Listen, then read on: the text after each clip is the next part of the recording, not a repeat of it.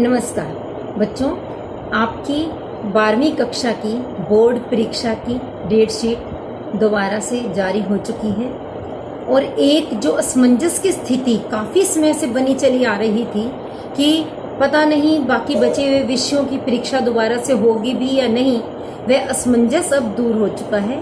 अब ये निश्चित है कि हिंदी की परीक्षा 2 जुलाई को होगी और 1 जुलाई को जो बच्चे होम साइंस की परीक्षा देकर आएंगे उनके दिमाग में एक नई टेंशन ने, एक नए तनाव ने स्थान ले लिया है और वह यह कि आधे ही दिन में इतने लंबे चौड़े पाठ्यक्रम की पुनरावृत्ति कैसे हो गई।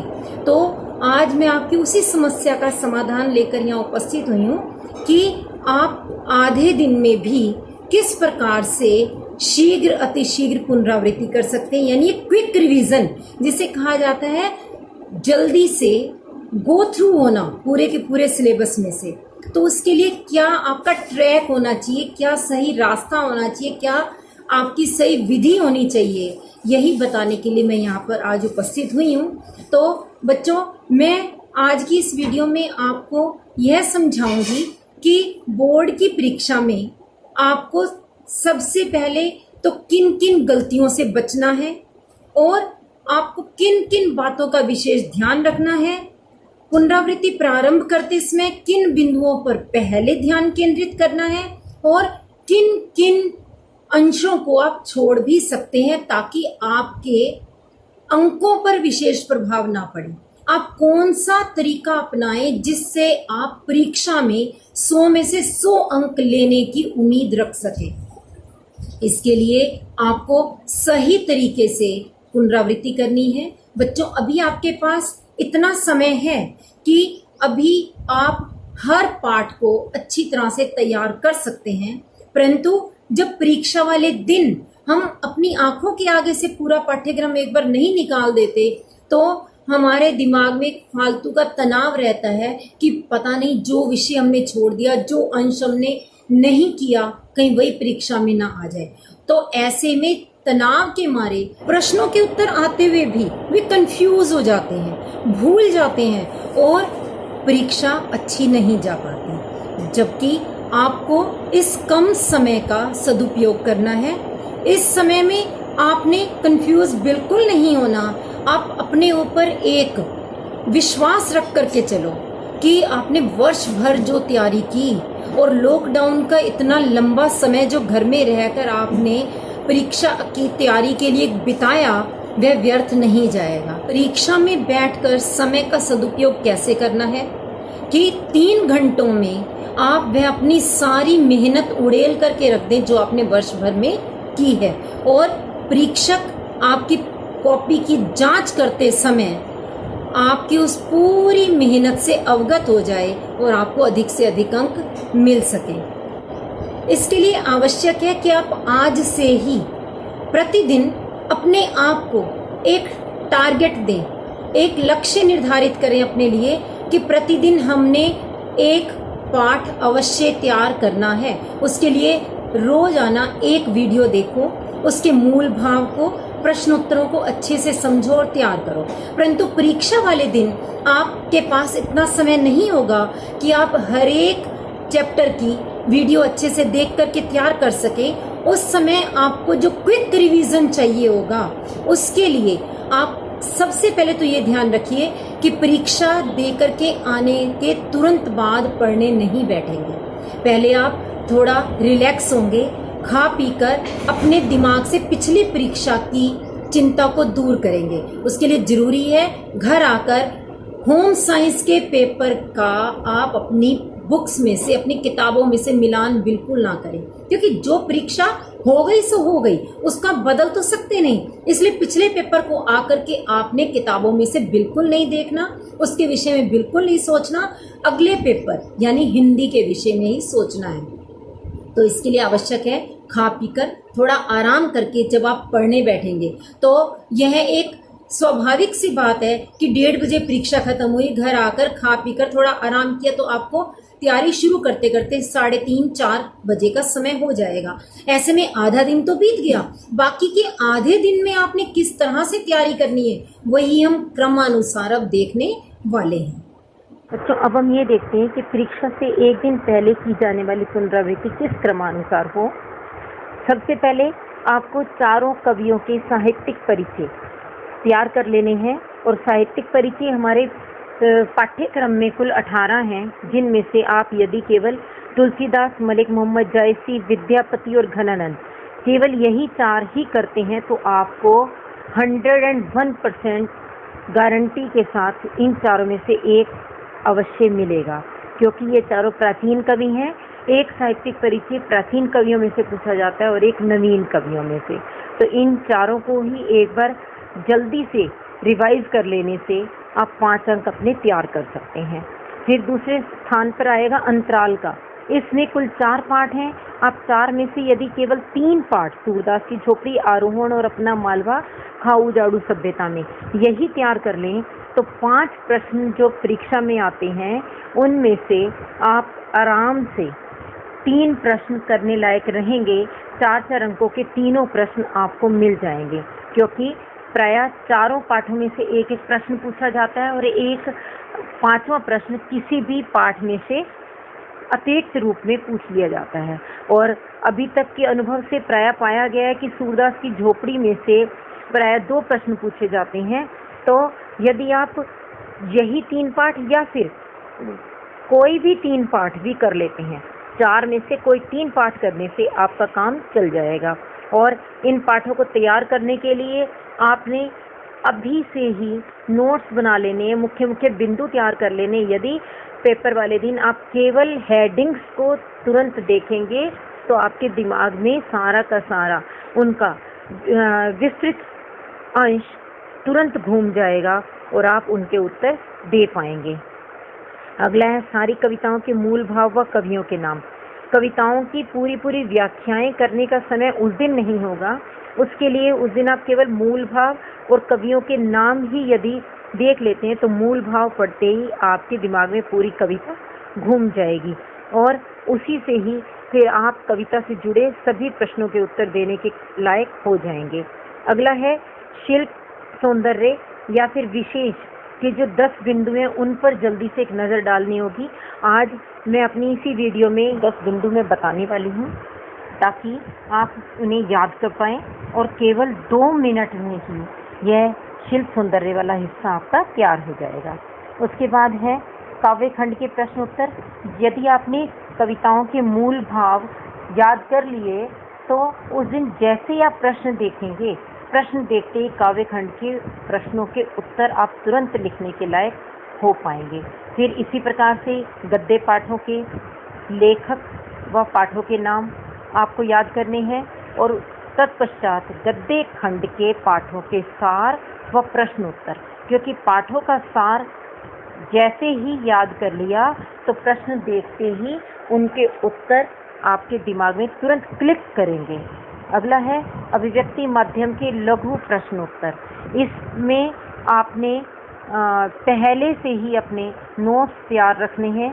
जो लघु प्रश्न उत्तर है इसकी मैं एक अलग से वीडियो भी देने वाली हूँ, उनको आप सुन करके या उन्हें याद करके पहले से ही रख लेंगे और लघु प्रश्न उत्तर जो 5 अंक के आते हैं, एक एक अंक वाले 5 प्रश्न ये आपके तैयार हो जाएंगे। और 9वां प्रश्न जो है नाटक, कहानी या कविता पर आधारित दीर्घ प्रश्न व समाचार लेखन का अभ्यास। मैं समाचार लेखन के विषय में आपको पहले ही बता चुकी हूँ। केवल 6 ककारों का ध्यान रख के आप कोई भी समाचार लिख सकते हैं अथवा ये 3 प्रश्न तैयार कर लीजिए और इन तीनों में से आपको एक 5 नंबर का प्रश्न अवश्य मिलने वाला है। और अंत में संपादक के नाम पत्र। यदि आपने उस दिन कोई 1 या 2 पत्र ही पढ़ करके देख लिए, आपको प्रारूप की पुनरावृत्ति हो गई, तो आप संपादक के नाम पत्र कभी गलत नहीं करेंगे और परीक्षा में एक प्रश्न संपादक के नाम पत्र का अथवा एक किसी अधिकारी के लिए औपचारिक पत्र आता है और यह हमें प्रश्न पत्र को देख करके ही तुरंत पता चल जाता है कि किस अधिकारी को लिखना है और ये 5 अंक हम आसानी से ले सकते हैं।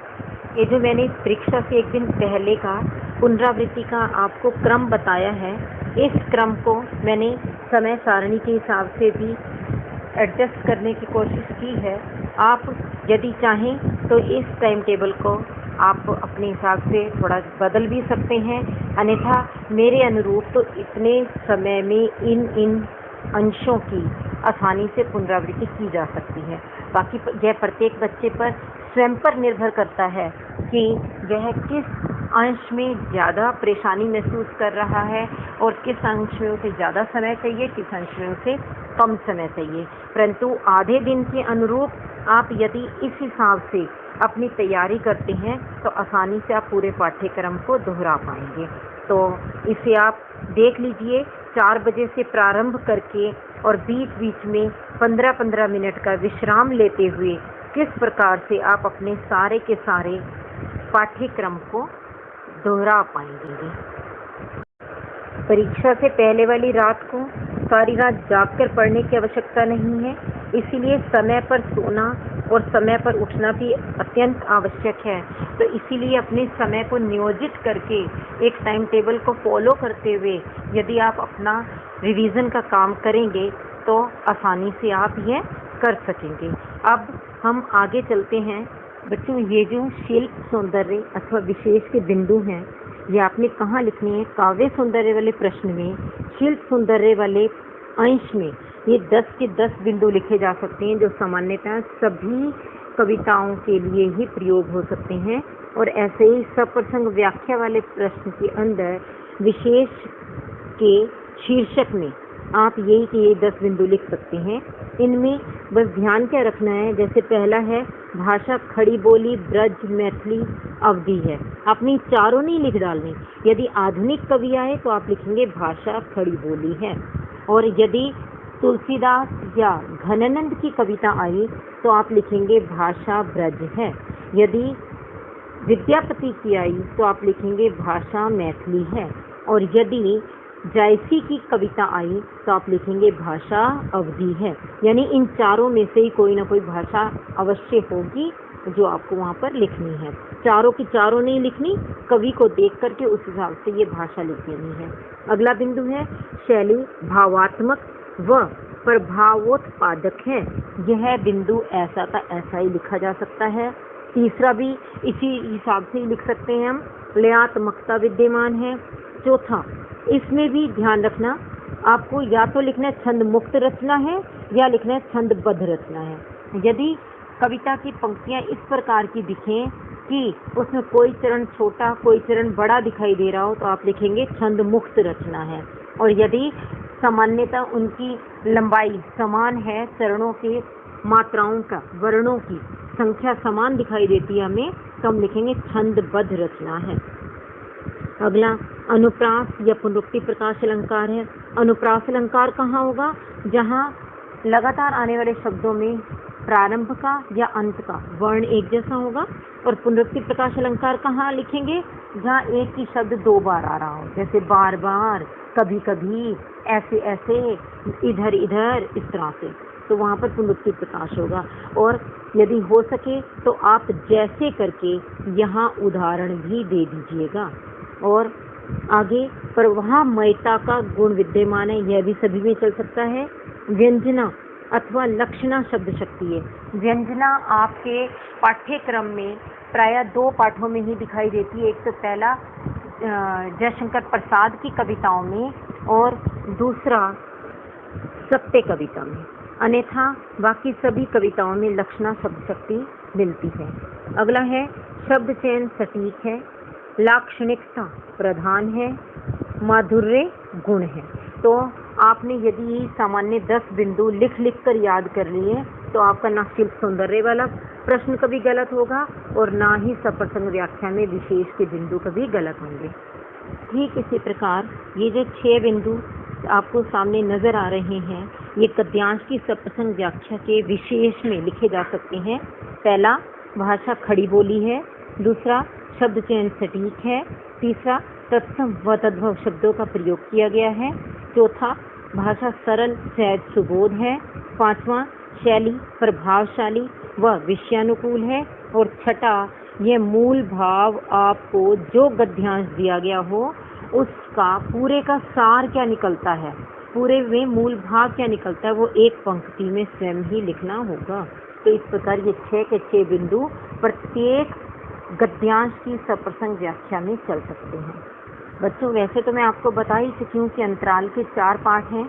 4 पाठों में से आप कोई 3 पाठ भी तैयार करते हैं तो परीक्षा में आने वाले 5 प्रश्नों में से जो आपको 3 प्रश्न करने होते हैं वो तीनों ही आप कर पाएंगे, क्योंकि 4-4 अंक के 3 प्रश्न यानी 12 अंक का यह प्रश्न पत्र हमें अंतराल में से प्राप्त होता है। परंतु उसमें भी कुछ प्रश्न ऐसे हैं जो अत्यधिक महत्वपूर्ण हैं, इन्हें तो आप अवश्य ही सबसे पहले तैयार कर लीजिए। जैसे पहला है सूरदास के चरित्र की विशेषताएं व उनसे प्राप्त होने वाले जीवन मूल्य। दूसरा है पहाड़ की चढ़ाई में भूप दादा का कोई जवाब नहीं, इस आधार पर भूप दादा के चरित्र की विशेषताएं, क्योंकि प्रायः चरित्र से संबंधित एक प्रश्न तो पूछा ही जाता है। और अगला है हमारी आज की सभ्यता विकास की सभ्यता नहीं उजाड़ की अब सभ्यता है। चाहे ये प्रश्न इस प्रकार से पूछा जाए अथवा इसी प्रश्न को ही इस तरह से कह दिया जाए, हमारी नदियाँ गंदे नालों में कैसे बदलती जा रही हैं, कारण स्पष्ट करते हुए बताइए, इनके बचाव के लिए आप क्या योगदान कर सकते हैं। चौथा प्रश्न, पहाड़ों पर स्त्रियों की दशा के विषय में आप क्या जानते हैं, आरोहण कहानी के आधार पर लिखिए। पांचवा, यह फूस की राख ना थी, उसकी अभिलाषाओं की राख थी, इस कथन के आधार पर सूरदास की मनोस्थिति का वर्णन कीजिए। और छठा, बिस्कोहर की माटी पाठ में माँ की तुलना बतख से क्यों की गई है। ये 6 प्रश्न वेरी वेरी इंपॉर्टेंट हैं, आप इन्हें सबसे पहले तैयार करके रख लीजिए, जिनमें से कि आने की उम्मीद काफ़ी अधिक रहती है। साथ ही इन प्रश्नों के आप शीर्षक यानी हेडिंग अवश्य नोट करके रख लीजिए। पेपर वाले दिन आप यदि केवल उन हेडिंग को ही एक नज़र देख लेते हैं तो उनकी डिटेल आप आराम से लिख सकेंगे और आपका यह 12 अंक का प्रश्न पत्र केवल 12 मिनट में ही तैयार हो सकता है। मुझे आशा है मैं आपके उस स्ट्रेस को, तनाव को काफ़ी हद तक कम करने में सफल रही हूँ और आपको अब ये समझ आ गया होगा कि परीक्षा की तैयारी आपने किस तरीके से करनी है, किस प्लानिंग के साथ करनी है। यदि आपको मेरे द्वारा दी गई यह जानकारी अच्छी लगी व उपयोगी लगी तो आप इसे उन सभी मित्रों के साथ भी शेयर कीजिए जो कि जुलाई 2020 में हिंदी की परीक्षा में उपस्थित होने जा रहे हैं और वे भी इस वीडियो को देख करके लाभान्वित हो सकें। और नीचे लाल रंग के सब्सक्राइब बटन को दबा दीजिए, साथ ही बेल आइकॉन को भी अवश्य दबाइए ताकि मेरी हर लेटेस्ट वीडियो की जानकारी आपको तुरंत मिल सके। धन्यवाद।